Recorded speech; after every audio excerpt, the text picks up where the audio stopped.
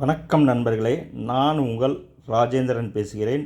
Wanted திருச்சியில் இயங்கி வரும் இட்லி தோசை மாவு மற்றும் ஸ்நாக்ஸ் தயாரிக்கும் நிறுவனத்தில் பணிபுரிய delivery person, purchase and stores manager, area sales manager, sales officer, helpers தேவை என நாளிதழில் விளம்பரம் செய்துள்ளார்கள்.